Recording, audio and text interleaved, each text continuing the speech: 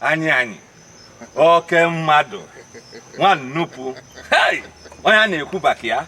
Nna, ekenekwa m. Hey! Oke mmadụ. Ụbọ nwoke onye obodo oyibo.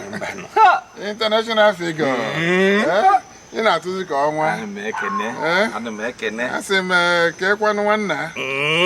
How are you, my brother? Oke mmadụ. Onye obodo oyibo.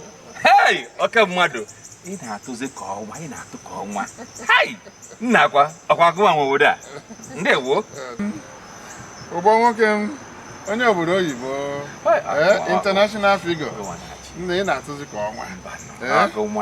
Once in a blue moon. Hey!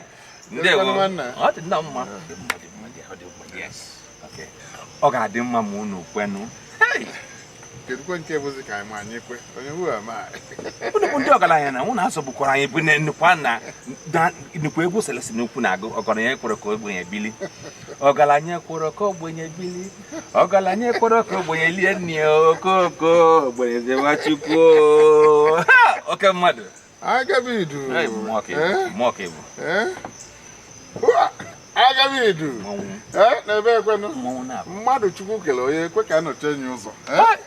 Unu anụkwu ife ọ na-ekwu. Ọnụ a bụ nwa nnukwu. Ọnụ a bụ ndị na-achịnụ. Na mana ka njikere. Ọ gịnị wetara gị na mechanic workshop?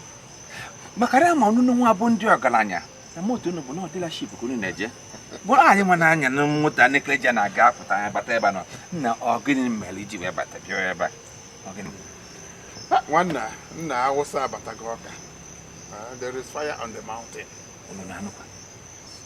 Awụsa bago nka. Ọ maka enye elu ule. Aya bọchata lia efe nwali. Ka njikwa gị na. Kedu bago ka njikwa kedu maka ndị be gị? How's your family? Oh, they're fine. They're fine. Well, they're fine.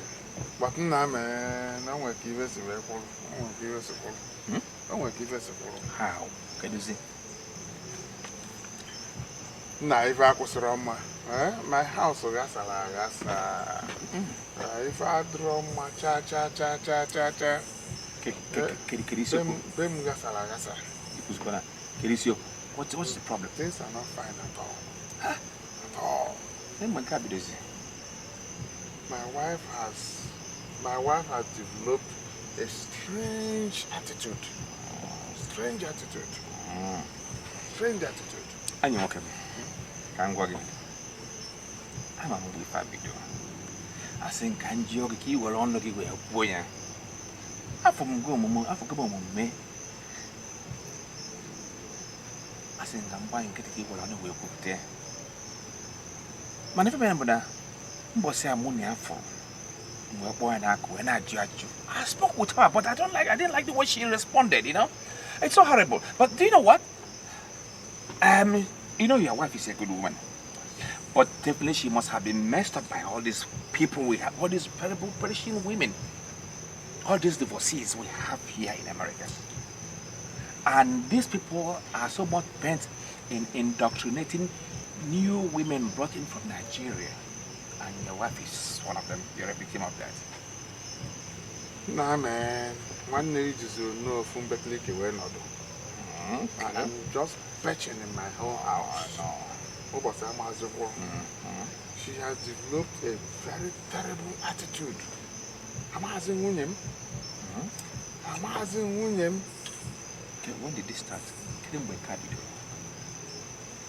For the past 2 to 3 months. She doesn't come back at night anymore. She comes back whenever she wants. On weekends, she sleeps over. I don't know her anymore. As a matter of fact, I want to move out.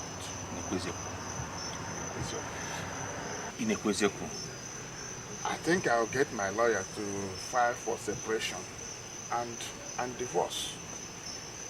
Yes, I'm asking, I don't know where this attitude came from. I don't know.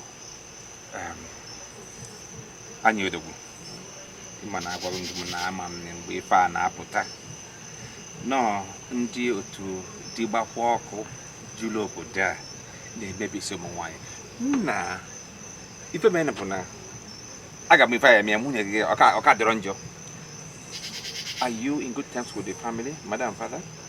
Oh, Mama Fabo, my mom, their father, their mother, and her mother and her father. They are my mother and my father. Is that right? Have you told them? They can see I Look at that. But you are in good terms with the mother and father. And I think it's better you tell them before things get out of hand. Don't you think so? Emma Choka Mado. It's not that. This is your family life, and your mother is their mother, and your father loves you very much, like make and honey. But you gotta tell them because this girl, she's missing on her food. Now they need to call her attention. You gotta go? Yes, you need to. Because I don't know where this her attitude came from. No. Okay, now. Emma Munyegi, you recruited by Philo. Nyana Obi recruited him and Philo indoctrinated her. Do you know Obi? Obi na nwunye m bụ no boy. I used to take my wife Amaka to go and see Obi every time. Look at that.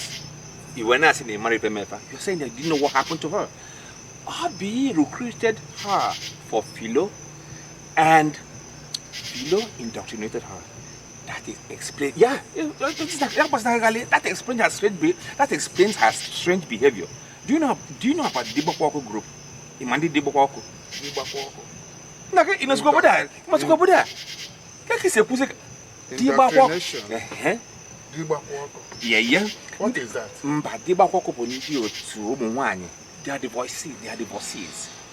What they are here for is whenever they see a new girl, a young girl being brought in from Nigeria, they go and make sure they bring this girl out from the husband to join in their group. Yes, but no, you don't have to do that. You have to work to get this girl out because she's not totally in. That's why I told you that you need to contact the parents.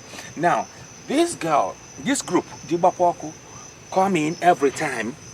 They take these women away from their husbands to increase their group because they are so few in number. They want to increase their group now. Any. But you can live in a year, the same as a matter. Mechanic in a buggy. Mechanic that color buggy. Mechanic in a buggy. Okay. Una Mexico? Okay. Una Mexico? Yeah, that's the one. You couldn't have. Because I have